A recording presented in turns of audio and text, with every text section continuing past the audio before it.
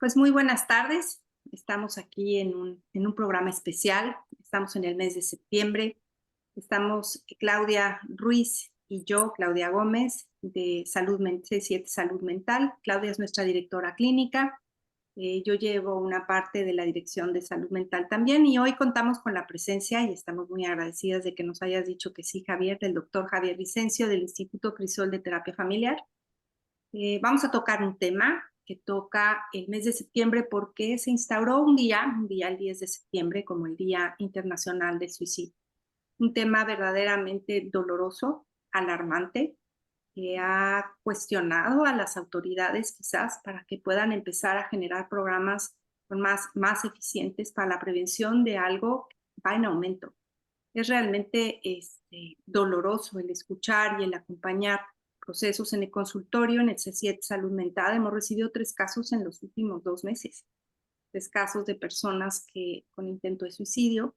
Y esto nos pone en la posibilidad de poder trabajar en cómo prevenirlo, pero no solamente eso, sino cómo abordarlo sistémicamente. Y cuando hablamos sistémicamente, hablamos de que sea un trabajo a nivel familiar, no solamente individual, que permita fortalecer a la familia y no solamente al paciente, para poder ver qué fue lo que lo causó, hacia dónde dirigir el tratamiento, etcétera, etcétera. Nosotros en el consultorio, y trabajamos con Javier en ese sentido en la parte psiquiátrica, tenemos un trabajo multidisciplinario. Cuando llega un paciente con nosotras, pues la idea es poder abordar desde diferentes ángulos ese tipo de problemáticas. Pues bienvenido Javier, bienvenida Claudia, y pues vamos a arrancar. Pues un poco, Javier, explícanos, cuéntanos un poco sobre la génesis de este problema, de dónde, por qué. Mira, es cierto, como dices, que no deja de ser un problema alarmante. Alarmante siempre lo ha sido, ¿no? Un intento de suicidio o un suicidio es una cosa bastante grave por todos los lados de donde se mire. Alarmante es en la medida que es una cosa que está aumentando, ¿no? Y está aumentando, creo que las cifras están alrededor de los 2.000 suicidios al año. En el año 2020, ¿no? Y se supone que van a seguir aumentando alrededor de, por lo menos, 100 casos de suicidio como tal, suicidios que han terminado con la muerte. Eh, Se calcula habitualmente que el número de intentos de suicidio es 10 o 20 veces más, ¿no? Por lo tanto, pues es un problema muy serio. Y además, como las cifras muestran de que el aumento particularmente más grande en términos de edades es en la adolescencia, entre los 14 y los 29 años. Lo cual nos hace pensar, por un lado, en que la adolescencia en sí es una edad en la cual con frecuencia no solamente concurren aspectos biológicos, hormonales y emocionales, sino que es al mismo tiempo un momento bastante definitorio, diría yo, con respecto a un duelo en el cual se deja atrás la infancia, aunque quizás a lo mejor no se deja nunca, ¿no? Pero en todo caso se inicia un camino hacia una adultez que cada vez está más poco claro cuáles son las oportunidades que se ofrecen, ¿no? Porque antes era quizás tener una licenciatura y eso te daba alguna seguridad. Ahora no te da ninguna seguridad. Y por lo tanto, desde ahí creo que es el primer aspecto a tomar en cuenta, ¿no?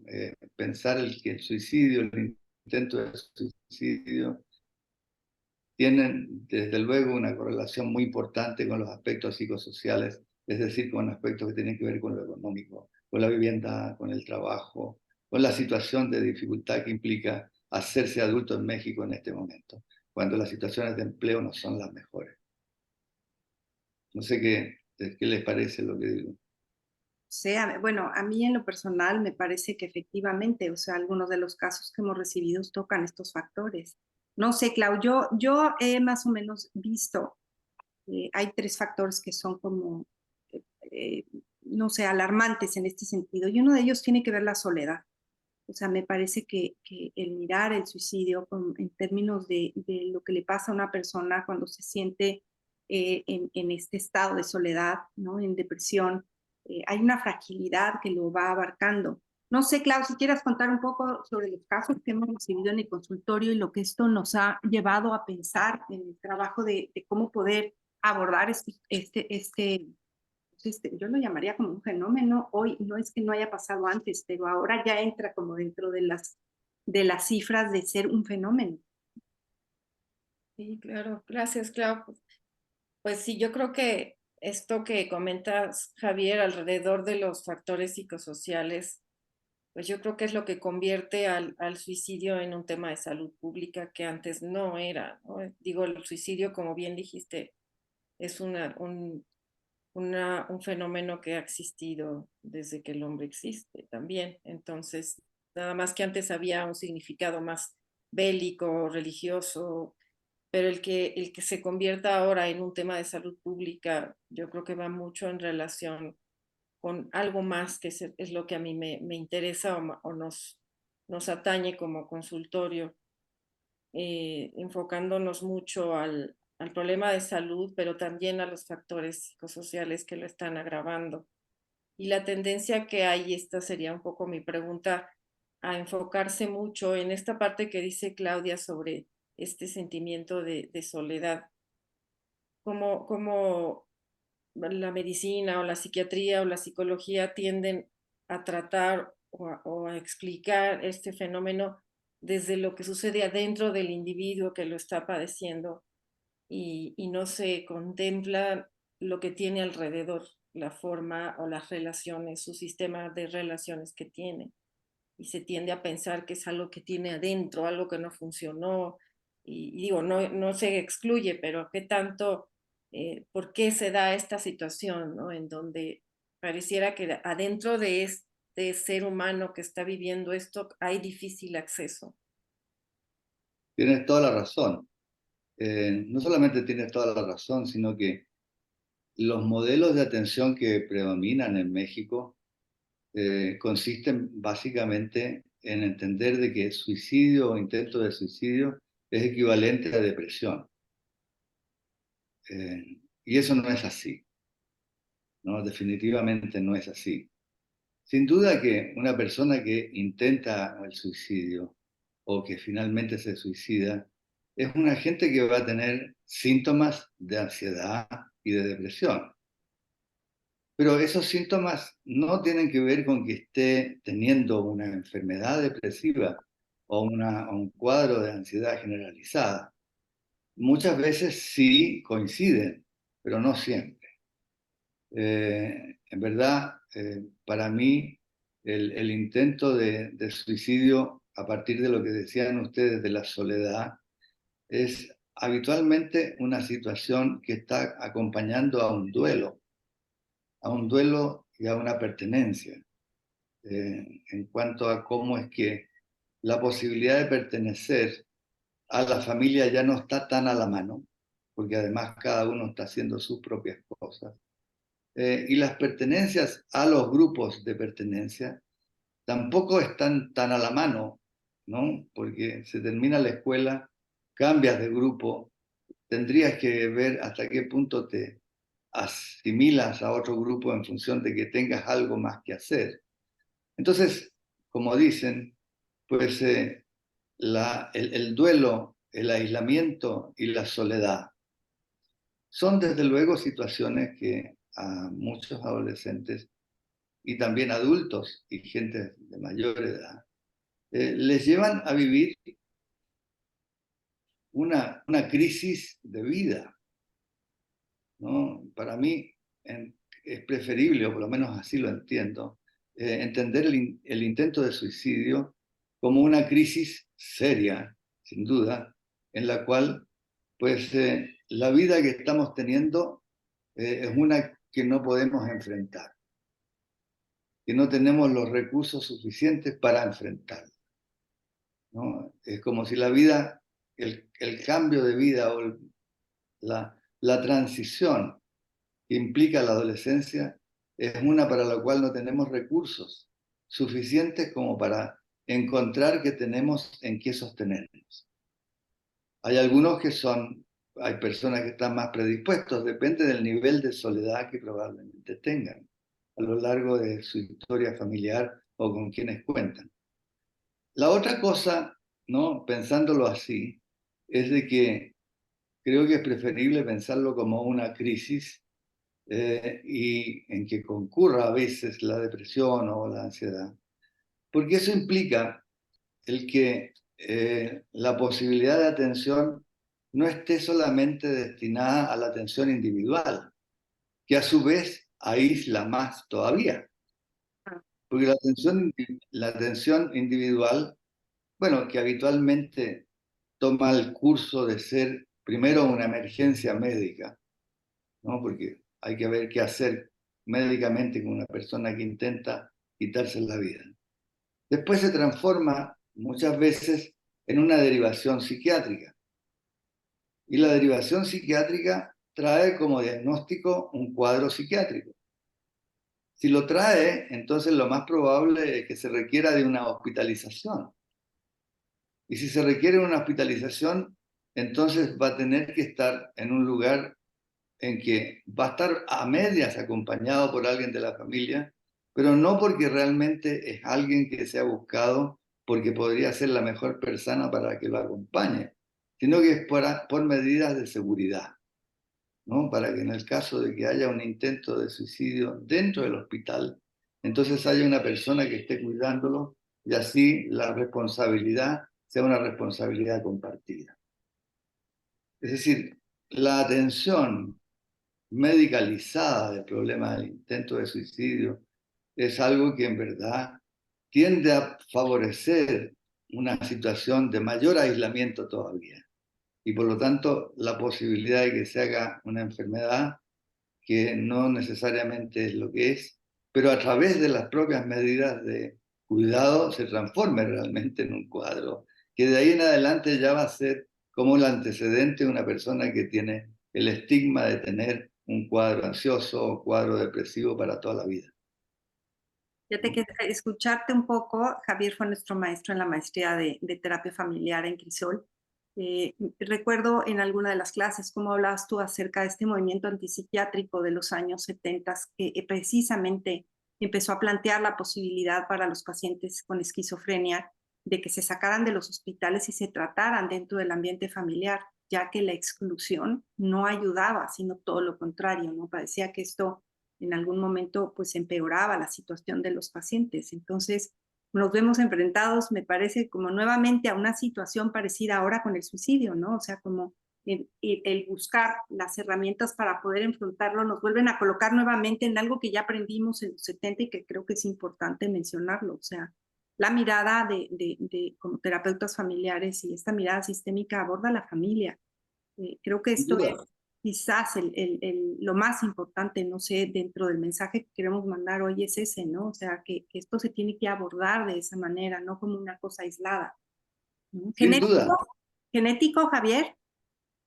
¿Hay algo, Gené- ¿hay algo de genético en esto? Antes de lo genético, a propósito de lo que estabas hablando, de lo que me tocó la oportunidad de hacer en Inglaterra en los 70, en un servicio que no era antipsiquiátrico, sino que era un servicio que lo que planteaba era mejorar un poco la atención inicialmente de los trastornos psicóticos, pero después también de los intentos de suicidio. Y el modelo de atención que teníamos consistía en que se hiciera la atención de la emergencia médica en el primer día. En el segundo día se hiciera una evaluación psiquiátrica, pero la evaluación psiquiátrica se hacía en conjunto con la familia. ¿Qué sentido tenía esto? Tenía básicamente el salirse de esa mirada bastante común que plantea de que el intento de suicidio es una llamada de atención, pero lo cual no es así, ¿no? Pero sin embargo, sin duda que llama la atención y preocupa a toda la familia. Entonces, lo que nos interesaba en ese caso era a ver hacia quién no estaba llamada, no estaba pues dirigida la llamada de atención, sino que quiénes eran de los integrantes de la familia que podrían participar de una mejor forma en crear una red de apoyo dentro de la propia familia, ¿no? Eso cumplía y se lograba porque pasaban dos cosas. Desde luego, cuando hay un intento de suicidio, toda la familia va al hospital para ver qué es lo que pasó, por qué pasó, etc. Y en segundo lugar, nos daba a nosotros la posibilidad de saber con quiénes contar de la familia, para que la persona que había hecho un intento de este tipo contara con esa persona para seguir adelante con su vida. Porque con la vida que uno no puede, es con la vida cuando uno se enfrenta que está solo. Pero cuando está con la compañía de la gente que lo quieren y que saben qué otras cosas se puede hacer con la vida que en ese momento le quedó grande, es mucho más fácil que, por un lado, se recupere más rápidamente y por otro lado, ¿no? Que tenga yo diría, una mirada más relacionada con la vida que con la psiquiatría. Lo Javier, y genético, en este, perdón, perdón, nada más lo genético y ya vas, Clau. Es que es una pregunta muy frecuente. ¿Esto se hereda? Ah, ya. Digamos, eh, los datos con respecto a la genética y las enfermedades psiquiátricas son bastante claros en relación con cuáles son los trastornos que han demostrado tener una predisposición genética, ¿no? Una, pues, es desde luego la esquizofrenia, otros son los trastornos bipolares, otros son los trastornos por déficit de atención, y también se ha dado hacia la posibilidad de pensar de que hay algunos casos de depresión severa que tienen antecedentes genéticos. Las adicciones no lo tienen, salvo casos muy excepcionales en los cuales se han hecho experimentaciones en países de Escandinavia, buscando justamente en jóvenes de 14, 15 años que provienen de familias en las cuales ha habido adicciones, pero no solamente adicciones, sino que cuadros de tipo delincuencial o psicopáticos. Y ahí se ha visto que ha habido sin duda una vulnerabilidad genética. Entonces, la cosa de la genética en relación con el que haya algo que dé cuenta de que sí hay una genética que predispone al suicidio, como tal, no es cierto. Aunque, sin embargo, desde luego que si uno tiene un cuadro bipolar, ¿no? Es como mucho más fácil y es más frecuente el que haya un intento de suicidio o de hecho un suicidio. Vas, Clau. Muy interesante, Javier. La verdad es que nos ayuda mucho y sobre todo para aquellos que nos están escuchando allá afuera, el poder ir un poco decantando. A mí me parece que a veces tenemos demasiada información o información que no es lo suficientemente fidedigna, que no nos permite tomar decisiones asertivas. Ahora sí vas, Clau, que me metí, pero terriblemente. no, esto también, en este sentido, entonces estarían factores de riesgo que son un poco modificables como tal, los rasgos de personalidad o una situación ya, ¿no? Ya que prevalece alguna enfermedad psiquiátrica. Pero esto que comentaste muy interesante, Javier, sobre la intervención familiar, entonces, esto sí sería una situación que si bien hay un problema familiar, que seguramente lo hay, o un problema social cercano al paciente, sí podría ser un factor que se pudiera modificar. O sea, ahora me refiero a que hay factores de riesgo que son más difíciles de modificar, no tanto como comentaba Clau en lo genético, pero sí en su estructura de carácter o sus rasgos de personalidad o una enfermedad, como decíamos, o incluso una enfermedad orgánica que también sucede en estas situaciones, más no en factores como una intervención con la familia en donde sí se podría trabajar, ¿no? Como algo que contemplaría los aspectos de prevención. Entonces, ¿qué hacer con una situación? Pues esto es a lo que te refieres con la participación de la familia, ¿no? Claro, porque de lo que estoy hablando es básicamente del intento de suicidio y no del suicidio, porque ya el suicidio requiere sin duda un acercamiento a la familia, porque van a quedar muy afectados por una situación de este tipo, y ahí sí se va a requerir de una terapia familiar más estructurada y más específica. Pero cuando hablamos de los intentos de suicidio, el tema quizás no es tanto que no se logre suicidar la persona, sino que el problema es la prevención, porque desde luego que cuando hay un intento de suicidio, la posibilidad de que eso se repite es muy alta, Claro, ¿no? Y eso implica, por lo tanto, el que uno tenga en mente, ¿no? Que el asunto no se resuelve solamente pensando en que los medicamentos que pueden complementar y ayudar en caso necesario van a resolver una situación de vida en la cual uno no pudo con lo que estaba pasando, ¿no? Entonces, en primer lugar, a mí me parece que cualquier intento de suicidio es una situación seria que hay que tomar muy en cuenta. En segundo lugar, que frente al intento de suicidio hay que pensar en que esto puede volver a repetirse y por lo tanto requiere un tratamiento más integral. Y en tercer lugar, yo diría que los intentos de suicidio muy a menudo se acompañan de otras manifestaciones que podrían relacionarse parcialmente con esto, como el cutting, ¿no? Lo cual no quiere decir que son las dos cosas lo mismo, pero por el contrario, muchas veces, como no son lo mismo, por eso lo señalo, es frecuente que el cutting se interprete como un intento de suicidio. Y no es así, no es así. El cutting habitualmente se relaciona con una situación emocionalmente muy difícil de manejar para una persona habitualmente adolescente. Con frecuencia hay antecedentes tempranos, ¿no? Que pueden haber sido desde abusos, violencia, etc.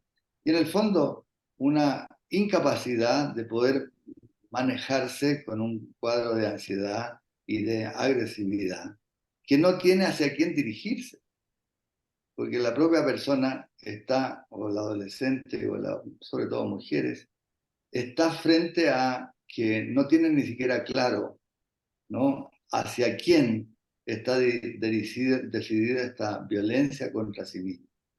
Y puede que no sea ni siquiera hacia una persona, puede que sea directamente a las situaciones sociales en las cuales alguien se empieza a encontrar con que la vida es negra, ¿no? Y que por lo tanto, pues, da mucho coraje a una edad en la cual uno tendría la posibilidad de pensar de que la vida está llena de cosas maravillosas, darse cuenta de que no es así y por lo tanto encontrarse frente a que una posibilidad para quitarse la desesperación, el coraje y todo, sea hacerse algo que le alivie, ya que la sociedad no tiene algo que le muestre como alivio.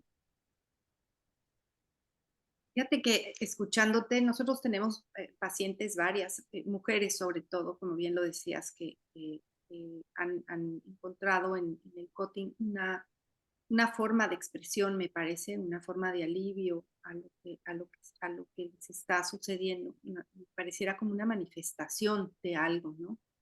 Los hemos recibido, pero también hemos recibido últimamente, sobre todo, casos de intentos de suicidio. Fíjate que en el caso de las que más hemos recibido son mujeres, ¿no? Creo que las mujeres buscan más ayuda, por lo menos es más fácil poder encontrar un camino para poderlas atender.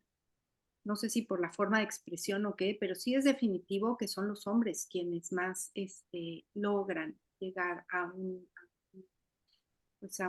final de este tipo, más que las mujeres, ¿no? Creo que eso es un dato. 4-1, Ujú. 4-1. Creo que es un dato interesante, ¿no? Otro dato también que encontré, Javier, y ahí sí tú me vas a ayudar, es que tenía que ver con lo siguiente. En el caso de las mujeres, sobre todo de cierta edad, son mujeres que se suicidan tal vez por enfermedades, como decía Claudia, o por una soledad terrible. Pero en el caso de los hombres, por lo menos se ha visto en el último tiempo que tiene que ver con el abuso de sustancias. O sea, hay también una correlación, ¿no? Sin duda, digamos que por eso yo decía, ojo con la adolescencia. Antes decíamos, en la adolescencia es el periodo en el cual más a menudo hay un brote psicótico o esquizofrénico. Y nos quedábamos con esa idea, ¿no? Que la enfermedad esquizofrénica era la enfermedad de los adolescentes. Con el tiempo nos hemos dado cuenta que los esquizofrénicos son mucho más sensibles a las dificultades y a los estreses de la vida del adolescente. Pero no es la única situación que se manifiesta sintomáticamente en la adolescencia. Desde luego que lo otro que se manifiesta en la adolescencia con mayor frecuencia son el abuso o el uso o la adicción de distintas sustancias, ¿no? Que lo que buscan es justamente aminorar, ¿no?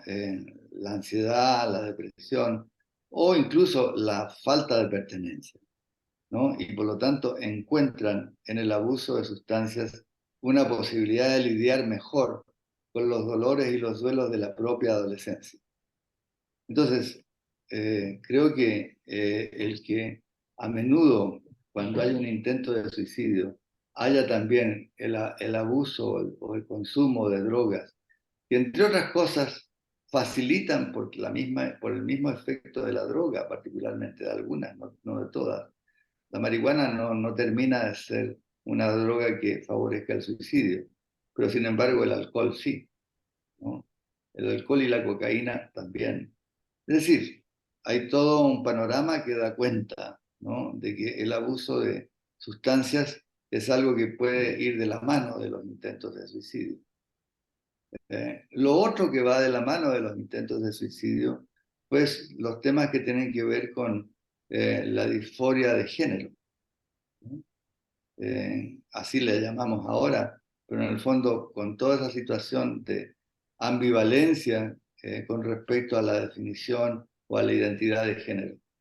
Los niños, las niñas que están atravesando la adolescencia con una serie de dudas en cuanto a su propia identidad de género son mucho más vulnerables a hacer un intento de suicidio. Claro. Híjole, sí, escucharte es interesante. Ojalá y muchos de los que estén allá esta información les pueda servir. Clau, no sé si quieras platicar un poco. Clau, hace poco tuvo un acompañamiento, creo que fue un domingo, ¿no? De una persona, mujer, con un intento de suicidio, también una chica embarazada. Clau, digo, y estoy hablando de la importancia que tiene que ver el que en la práctica nosotros estemos recibiendo esto y ver qué es lo que se está haciendo, porque es importante que la gente que está allá afuera sepa qué hacer. O sea, porque, ok, tenemos ya todas las alertas, sabemos que esto está pasando, probablemente ya hay un intento o un segundo intento. ¿Qué hacer? O sea, Clau, cuéntanos un poco cómo fue para ti el abordaje de estas dos chicas, pues en un tiempo muy corto, ¿no? Tenemos dos o tres, ya ni me acuerdo, son tres chicas y un hombre, es que han sido muchos, muy rápido, o sea, en muy poco tiempo, ¿no?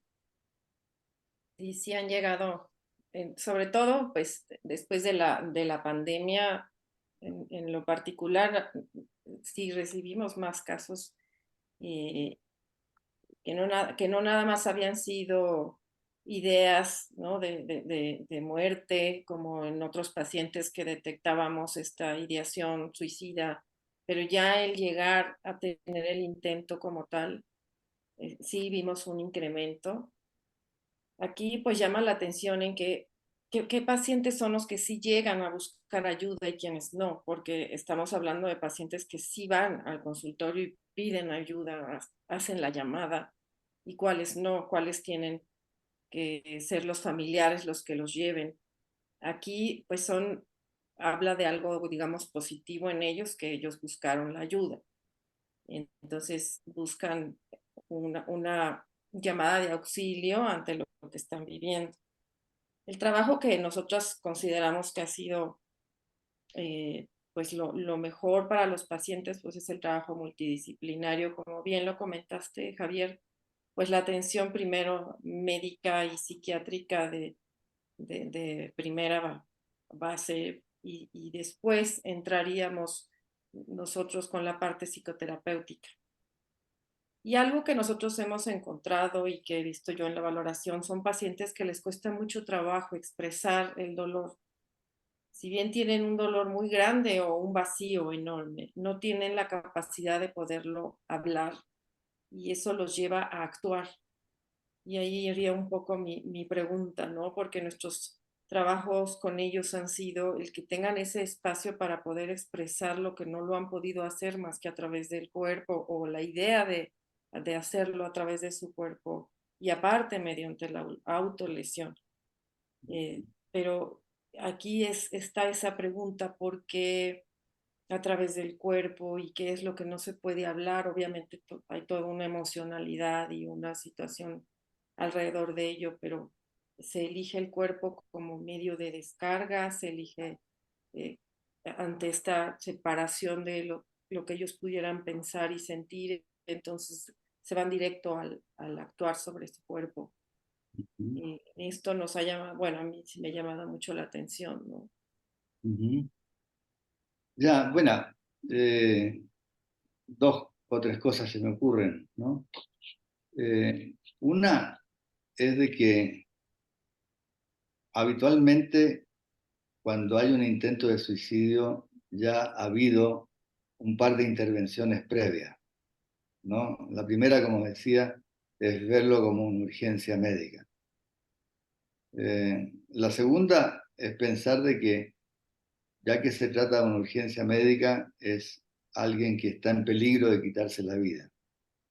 Y eso lleva habitualmente a una consecuencia que no es la mejor, pero que es la que más se practica, ¿no? Que una persona que ha hecho un intento de suicidio, ahora que ya no es una emergencia médica, empieza a ser una emergencia psiquiátrica. Y eso implica, ¿no?, que el problema se transforme en algo que requiere, antes que de hablar de lo que le está pasando, el ver cómo quitarle los síntomas, ¿no? Entonces, esa medicalización influye mucho, además de la dificultad de hablar con respecto a lo que uno le está pasando. El hecho de que ya las primeras intervenciones sean dirigidas a la persona que intentó suicidarse, y al mismo tiempo a una mezcla de miedo institucional de que vaya a repetirse, y por lo tanto se va creando pues una dificultad para que la propia persona diga, ¿no? Cosas que a lo mejor le darían miedo porque podrían llevarla más allá todavía de donde está. Entonces, es ahí cuando a mí me parece de que esta dificultad para expresar el dolor de alguien que está teniendo una dificultad como que le lleva a intentar contra su vida, es donde ya viene con un camino recorrido en el que el diálogo y el acercamiento a ese dolor, que es habitualmente un dolor interaccional, ¿no? O sea, las causas más frecuentes de un intento de suicidio en un adolescente es una ruptura amorosa. Eh, Esa es la más frecuente. Entonces, sin embargo, si eso ni se ha tocado, sino que se ha pensado de que el problema es que ella no está pudiendo con su vida y por lo tanto requiere de una atención de medicamentos para que entonces sí pueda, se deja como muy de lado, ¿no?, los acontecimientos de la vida que están teniendo que ver con lo que le está pasando. Entonces, con respecto a lo que tú dices, yo diría que eso es lo primero, digamos, ¿no? Tratar de saber cómo se fue desarrollando la atención de la persona que hizo un intento de suicidio para individualizar su problema como un problema casi de enfermedad y por lo tanto no de un problema de la vida, ¿no? Claro. Y en segundo lugar, ya cuando tú te refieres a la emocionalidad y el cuerpo, yo creo que una persona que ha vivido situaciones en las cuales el cuerpo de la propia persona ha sido atacado, y por eso relacionaba un poco el cutting con las situaciones de abuso y de abuso hasta sexual infantil, que son situaciones en las cuales ha habido una invasión del cuerpo que no se ha sabido cómo responder a ella, ¿no? Y entonces eso lleva como consecuencia de que se tenga el cuerpo como el territorio que ha sido dañado y en el cual se expresa, digamos, la posibilidad de quitarse el dolor a través de hacerse algo como uno mismo, al control de uno en vez de haber estado en una situación en que uno no tuvo control y se lo hicieron a uno. Claro. Bien, como para ir cerrando, es importantísimo, ya tenemos más o menos, por lo menos muchos años de estudio en cuanto a las situaciones de suicidio. Yo creo que el modelo que tú creaste en Crisol nos permite a los terapeutas poder ir decantando, por así decirlo, cuáles son los factores más importantes dentro de lo que está sucediendo familiarmente, que tocan la parte histórica, que tocan las premisas dentro de la familia, ¿no? Que tocan el motivo por el que llega el paciente y demás, que creo que es muy interesante. Ojalá todos los que estén aquí algún día puedan tomar la terapia, en la terapia familiar, la maestría en terapia familiar, porque eso permite poder abordar este tipo de temas con un conocimiento, o por lo menos con una capacidad de poder responder de una manera más asertiva cuando no tenemos estos conocimientos y entramos en estados caóticos como nos llegan los pacientes y sus familias a consulta, ¿no? El poder tener esta información nos brinda la posibilidad de saber qué hacer. Y aquí vendrían dos preguntas para ir cerrando, porque quiero terminar después con un pequeño, una carta muy cortita, un pedazo, un fragmento de una carta de Emilio Sargari, un gran escritor que en 1911 comete el suicidio a través del harakiri. Y lo que pone ahí me parece muy interesante. Ahorita lo voy a mencionar ya al final. Pero quisiera preguntarte a ti, Javier, o sea, en términos de prevención, ¿qué podemos hacer? Como ciudadanos de a pie, como personas que nos dedicamos a la salud mental, como aquellos que están con la duda de qué hacer, o sea, cómo abordar, cómo afrontar dentro de nuestra familia cuando vemos un caso que tiene las alertas, ¿no? Estas alertas de alguien que está hablando con frecuencia que ya no quiere vivir, de que está buscando la manera o ya lo ha intentado en otras ocasiones, ¿no? O sea, ¿cuál sería la forma preventiva o cuáles serían las formas de poder abordar una cosa de estas? ¿Qué es lo que hay que hacer? Ya. Pues yo creo que son por lo menos tres palabras las que me parecerían interesantes en relación con tu pregunta. Una es de que, si bien es cierto, tener ideas suicidas es prácticamente universal, ¿no?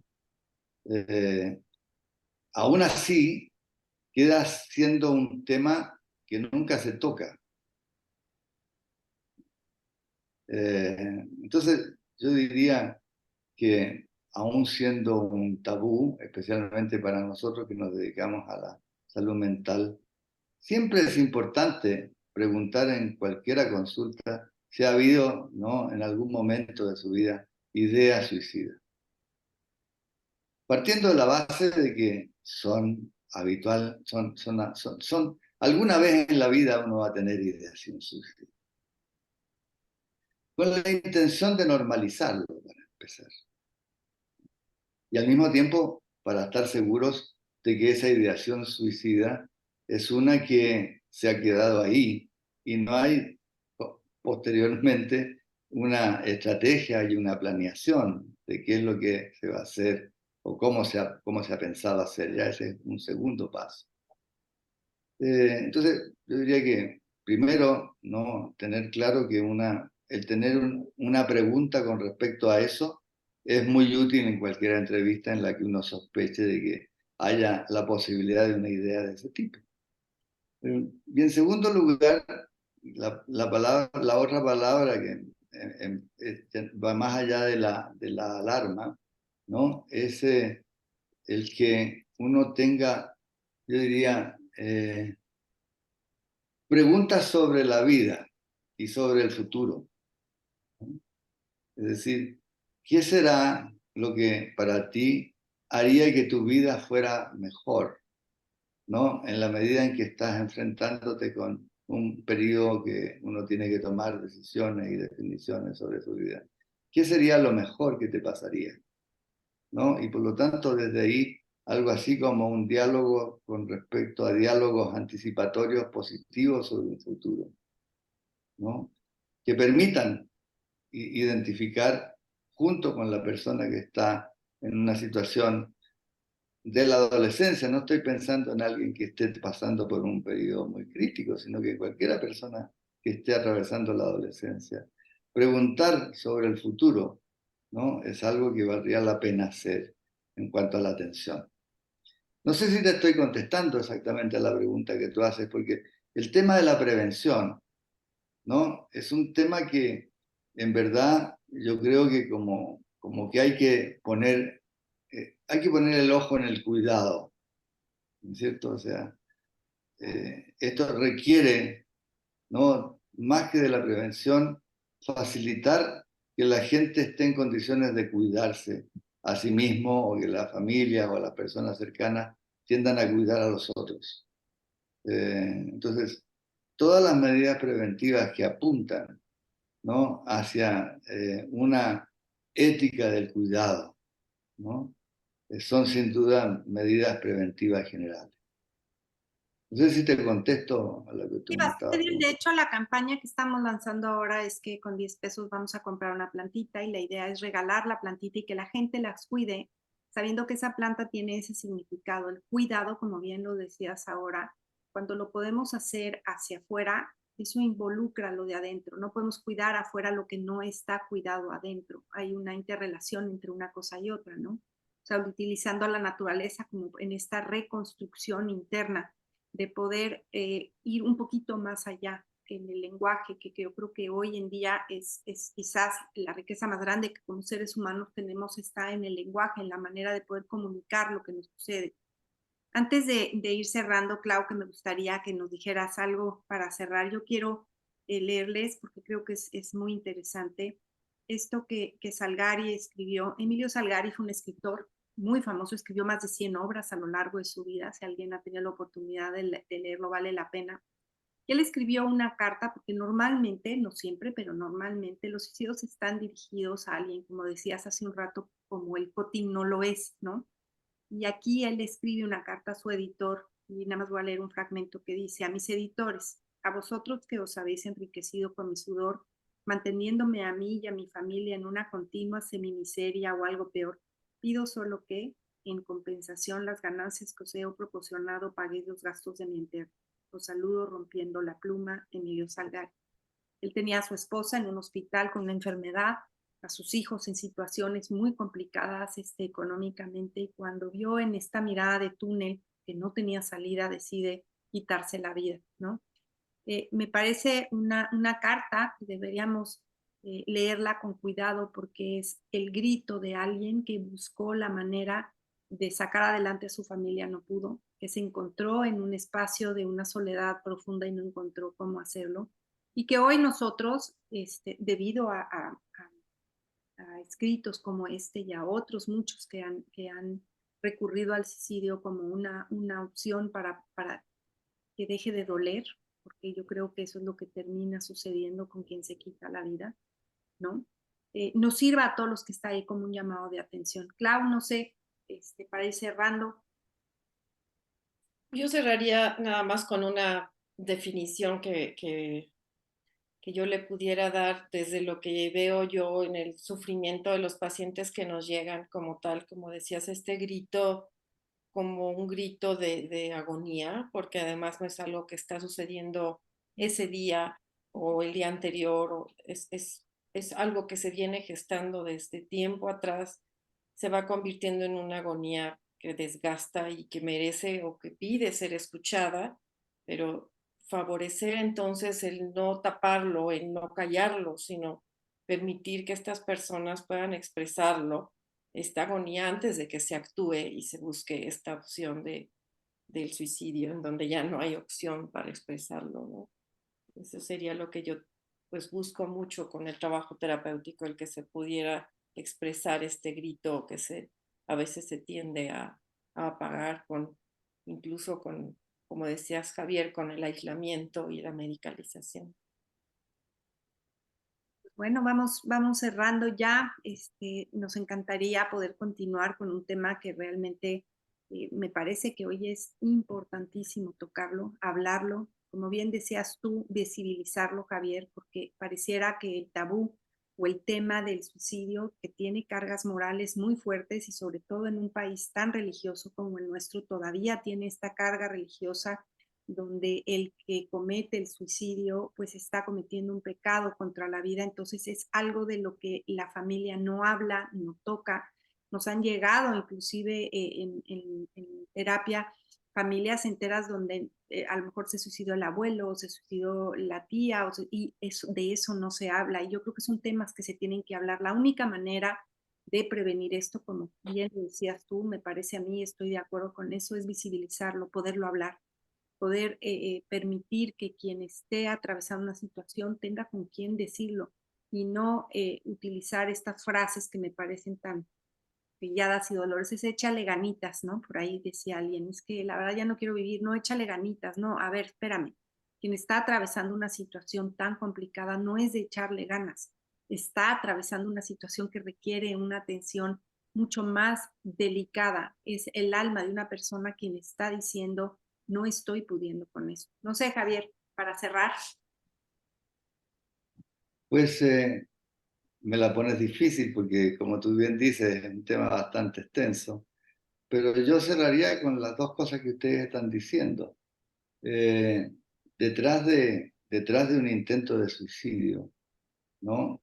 Hay un dolor emocional de algo que está doliendo y hay que saber qué es lo que está doliendo para esa persona, no solamente a nivel individual, sino que a nivel relacional. Yo creo que los dolores habitualmente son relacionales, o por lo menos hay que entenderlos como los dolores relacionales, ya sea de pareja, ya sea de profesión, ya sea de familia, ¿no? Y entonces es un grito de un dolor relacional. Y la otra cosa que diría es que me encantaría que los eh, métodos de intervención, ¿no?, que se están implementando a lo largo del tiempo, que poco a poco van mejorando, ¿no? En esto que decía de que incluso hay un grupo que está trabajando con la reforma actual de salud mental, en que uno de los temas es justamente la prevención del suicidio, que están buscando justamente la forma de lo que llaman la postvención, creo que es el nombre, es decir, cómo trabajar con aquellos chicos o chicas que han intentado ya un suicidio y cómo evitar que eso pase, ¿no? Entonces, hay como una preocupación por enfrentar la prevención del suicidio que me parece interesante. Pero creo que todavía no hemos llegado a la posibilidad de plantearnos un tratamiento más familiar y un poco menos medicalizado que el que predomina. Si eso se empieza a hacer, los éxitos van a ser mayores. Muchas gracias, Javier, Clau. Seguiremos platicando, esperemos que tengamos muchos más como este y que la gente que nos esté escuchando les pueda servir, porque finalmente la idea de nosotros de poder traer a la mesa estos temas es poder conversar o platicar con gente especializada en ellos y poder mandar afuera un mensaje, ¿no? Nosotros como consultorio C7 Salud Mental y Javier en tu propio consultorio y en el Instituto Crisol, que además trabajamos de la mano, vamos encontrando las herramientas que puedan permitir hacer el abordaje de este tipo de problemas de maneras más asertivas y poder dar a la población la información que requieren para saber qué hacer. O sea, es bien difícil no saber qué hacer, luchar contra marea, porque así parece que se siente cuando se lucha en contra de muchos de los patrones aprendidos de una sociedad que castiga tan fuertemente algo todavía como el suicidio. Sigue siendo así y ha sido así durante muchos siglos. Esperemos que podamos romper con esos paradigmas para poder llegar a tiempo y poder atender de una manera pues mucho más rápida a quien está atravesando una situación así. Pues bueno, que pasen una linda tarde. Seguiremos al habla y esperemos encontrar Gracias. pronto. Muy bien. Gusto de verla.